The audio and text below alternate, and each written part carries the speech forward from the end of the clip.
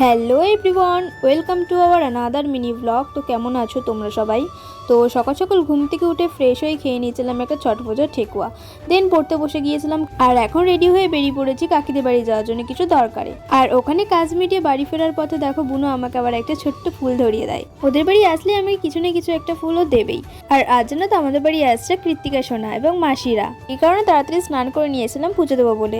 কিন্তু পুজো দেওয়ার আগে বাইরে বেরিয়ে দেখি ওরা চলেই এসেছে। আর এই প্রথম আমাদের বাড়িতে মেশো এলো, কারণ মেশো যেহেতু জয়পুরে থাকে কাজের জন্য, এই কারণে এর আগে কখনো আসেনি। মানে অনেকদিন আগে এসেছিলো, বাট আমরা বড় হওয়ার পরে মেশো এই প্রথম এলো।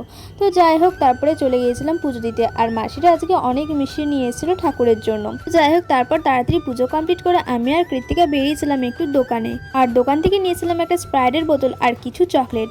আর স্প্রাইটের বোতলটাকে দেখো কিভাবে চাগিয়ে ধরে রেখেছে। তো যাই হোক, তারপরে ঘরে এসেছি। আর ঘরে এসে দেখি ও আমার জন্য একটা রসমালাইও নিয়ে এসেছে, যেটা আমি আরও ভাগ করে খেয়েছিলাম। তারপর অনেক গল্প করার পর লাঞ্চ করে নিই, আর লাঞ্চ করে ঘুমিয়েও পড়েছিলাম। আর সন্ধ্যাবেলা রেডি হয়ে সবাই মিলে বেরিয়ে পড়েছিলাম আমাদের বাড়ির পাশে একটা ঠাকুর দেখতে, যেহেতু জগদ্ধাত্রী পুজো হচ্ছে আর আমাদের বাড়ির পাশে একটা বড় মেলা হয়।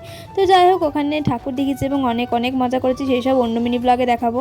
তো এখনের জন্য সবাইকে টাটা।